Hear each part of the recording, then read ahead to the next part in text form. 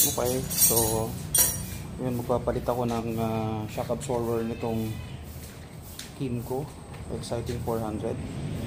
So yan, medyo tigas siya. So ang ipapalit namin, kunin mo nga yung shock absorber doon, yung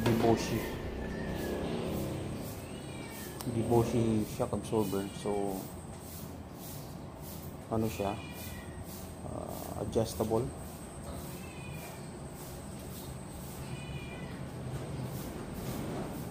Yan. Kaya buksan mo. So matalag na ito sa market sa Philippines. Nung nagtingin ako, kasi mahal din. So ito ang ipapalit ko dito. 405 mm ang haba nito. Okay, so balik kami pag installed na. Okay, so itong isa nakakabit na siya. Ganda siya. Yan. So yung other side hindi pa. So tightening lang ang kulang dito. So pinaghahanap ko pa si Ryan ng thread locker dito para hindi siya basta-basta lumuwag. Okay, so both shocks are in na. So magte-test mamaya kung ano yung performance nitong Deboshi shock absorber na ito. Yan, so nalagyan ko na ng mga thread locker, na-taut na rin siya.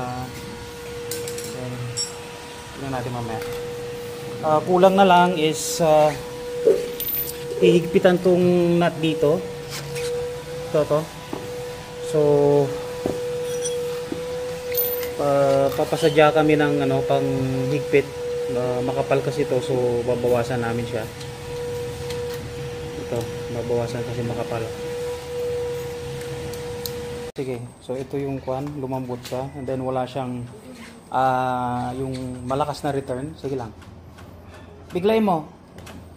Sige, yung wag mong pigilan para yung yung free na ganun. Tingnan natin kung siya. Yan, ganda. So bago pinadala sa akin to, naka-preset na siya. Tinanong ako ng Deboshi kung ilang kilo yung rider. So si Ana is around 57 or 58. Pinaset ko siya sa 60 kilograms. So ito yung nangyari. So matitest ito sa next ride ni Annalisa. Okay? Thank you.